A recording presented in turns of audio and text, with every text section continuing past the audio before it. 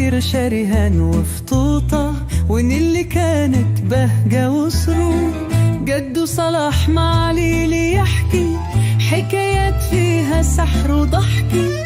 مرة مدرسة ومرة كوكب، دايما الحدوتة فيها مذهب.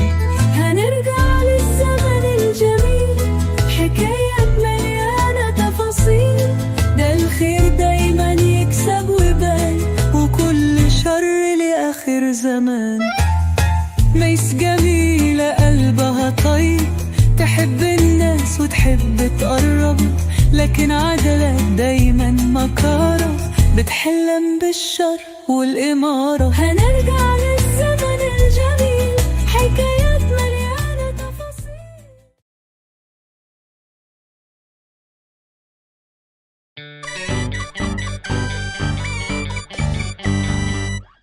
كل سنة وانت طيب يا جدو. وانت طيبة يا حبيبة جدو. يا ترى صايمة السنة دي ولا زي كل سنة؟ أكيد طبعا يا جدو صايمة زي كل سنة، وانت يا جدو برضو زي كل سنة. قصدك يعني صايم؟ طبعا أكيد صايم. لا يا جدو مش قصدي، أنا قصدي هتقول فوازير زي كل سنة. وهو رمضان يحلى من غير ما أقول لحبايب الصغيرين اللي زيك الفوازير؟ هو انت مش عارفة أنا بحبكم قد إيه؟ أنا صوتي هيرجع امتى زي الأول يا جدو؟ صحيح يا جدو، أنا ليه بحس إنك صاحبي وفهمني وبعرف أتكلم معاك، وإنك مش زي بابا؟ علشان أنا كنت تربوي وكان عندي مدرسة، فطبيعي أكون بعرف أتعامل وأتكلم مع الشباب الصغيرين. يعني كنت مستر زي المستر اللي بيدرسني في المدرسة؟ طب كنت بتدرس إيه؟ أنا كنت صاحب ومدير المدرسة، مدرسة الصلاح النموذجية. كانت أيام.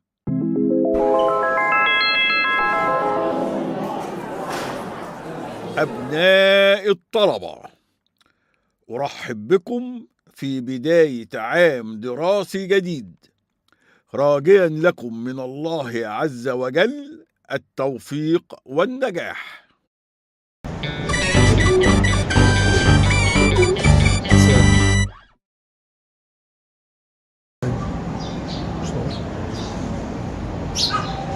انت يا ولد، انت يا بنت، انتوا ليه بره الفصل؟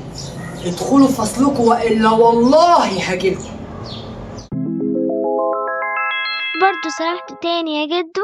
طب سرحت في مين بقى تاني المرة دي؟ في أحلى أيام وأحلى مدرسة وأحلى مدرسة، ميس جميلة وهي جميلة.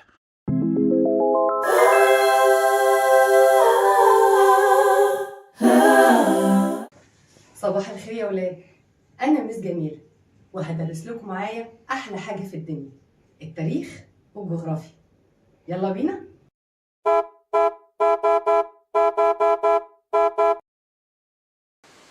وعلشان نحب اللي احنا بنتعلمه لازم الاول نحبه، فلازم نسأل نفسينا ايه اكتر حاجه كلنا بنحبها؟ ها يلا جاوبوا يا ولاد. ايوه، انت اسمك ايه؟ أنا اسمي نور، وأكتر حاجة بحبها الكرتون والحواديت. طيب وبتحبوا ايه كمان؟ أنا بحب أفلام الخيال العلمي. وانا كمان. وهنجرب السنه دي نحط المنهج في حدوته هنألفها ونشوفها مع بعضين زي الافلام الخيال العلمي، وهنعيش جوه الحدوته ونتفرج مع بعضين في مكان بعيد جدا عن كوكبنا، وفي مجره بعيده خالص عن مجرتنا. كان في كوكب يشبه كوكبنا، وفي يوم من ايامهم صحيوا سكان الكوكب دول على صوت غريب جدا، وبيحذرهم وبيقول لهم إي أو هاها إيساسا إنها وميساها نيا نيا إنه بوم إنه بوم.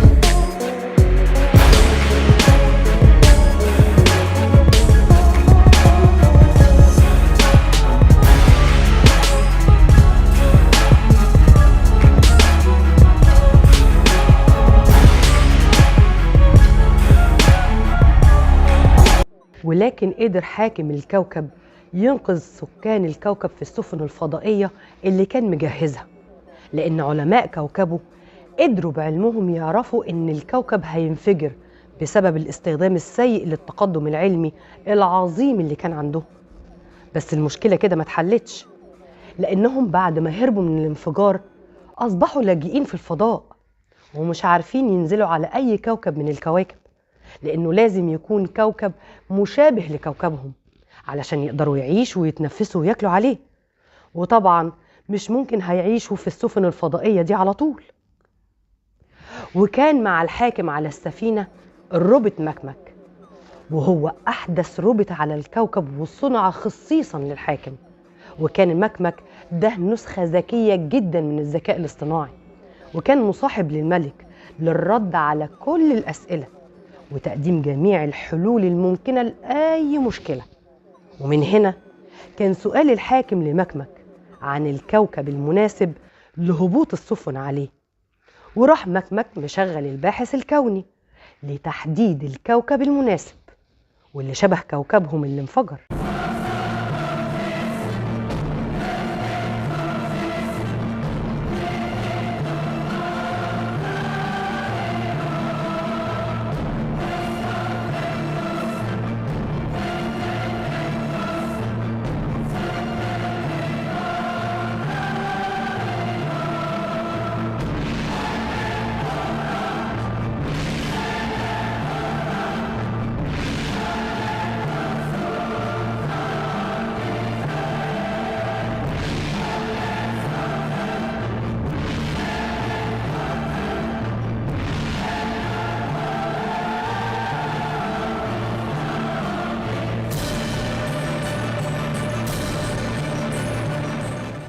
سبحان الله، مش ممكن أبدا، ده هو كوكبنا.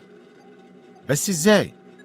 أنا شفت الانفجار بعناية دي على الشاشة دي. واسمه إيه الكوكب ده يا مكمك؟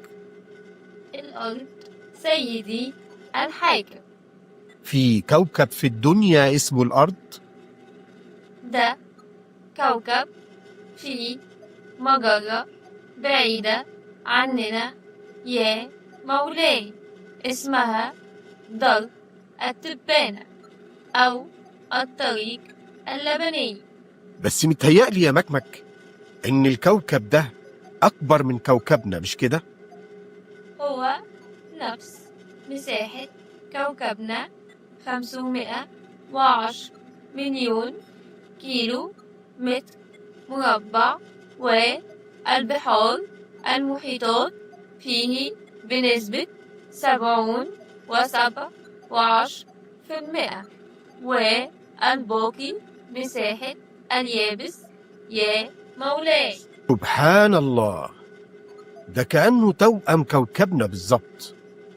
ده نفس المساحة ونفس التقسيمة بالظبط. ويا ترى يا مكمك اليابس بتاعه نفس تقسيمة القارات في كوكبنا؟ يعني طبقا للي أنا شايفه على الشاشة ده زي كوكبنا بالظبط.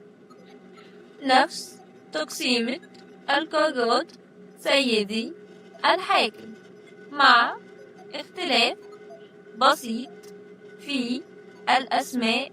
يعني قارات السهيهون عندنا هي قارة آسيا على الأرض سيدي الحاكم، وقارة أفريقيايون عندنا هي قارة أفريقيا عندهم يا مولاي، أو أوروبايون عندنا هي أوروبا عندهم يا مولاي. طب وأمريكون الشمالية وأمريكون الجنوبية واستراليون برضو عندهم يا مكمك؟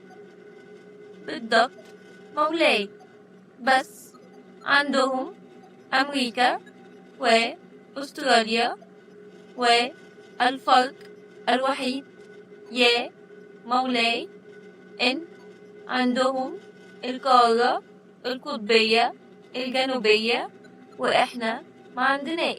يعني نقدر نقول إن كوكب الأرض ده هو نفس كوكبنا قبل ما ينفجر. بس إزاي يبقى فيه كوكبين زي بعض بالظبط قوي كده وما اكتشفناهوش قبل كده؟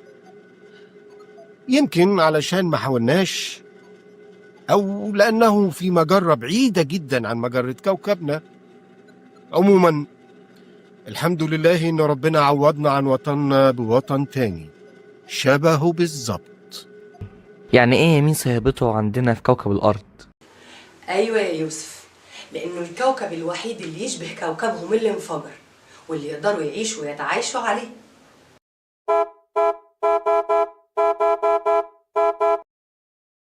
لو سمحت يا مستر صلاح، اللي بيحصل في المدرسة ده ما يصحش أبدا. دي مدرسة محترمة. في ايه يا ميس عدلات؟ مش جميلة يا مستر صلاح. مالها مش جميلة يا ميس عدلات؟ وأنا ماشية جنب الفصول سمعت مس جميلة قال إيه؟ سايبة المنهج وبتحكي للأولاد حواديت. حواديت يا مستر صلاح، ينفع كده؟ قصدك وانت بتصنطي على الفصول سمعتي ميس جميلة بتحكي ايه بقى؟ حواديت يا مستر صلاح، حواديت. وبالرغم انه مش من اختصاصك كوكيلة مدرسة المدرسين بيدرسوا ازاي، الا اني اوعدك اني هشوف الموضوع ده بنفسي. طب تحب اروح وابعتها لك؟ لا شكرا يا ميس عدلات، انا اللي هروح لها. طب تحب اجي معاك؟ قلت لا، اتفضلي على شغلك يا ميس. حاضر.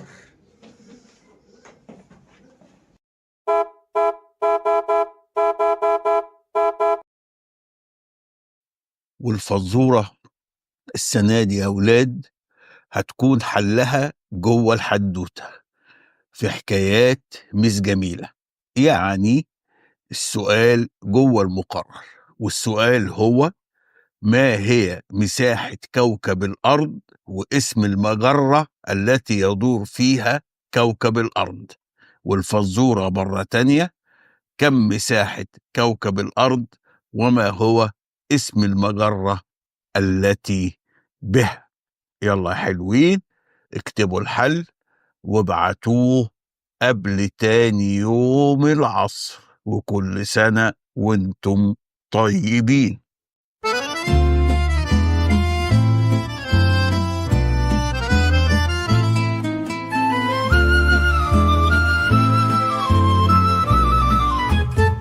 يلا بينا نلعب وندور في الحواديت جوه سطور، فوازير شريهان وفطوطة ونيلي كانت بهجة وسرور. جدو صلاح مع ليلي يحكي حكايات فيها سحر وضحكي، مرة مدرسة ومرة كوكب، دايما الحدوتة فيها مذهب.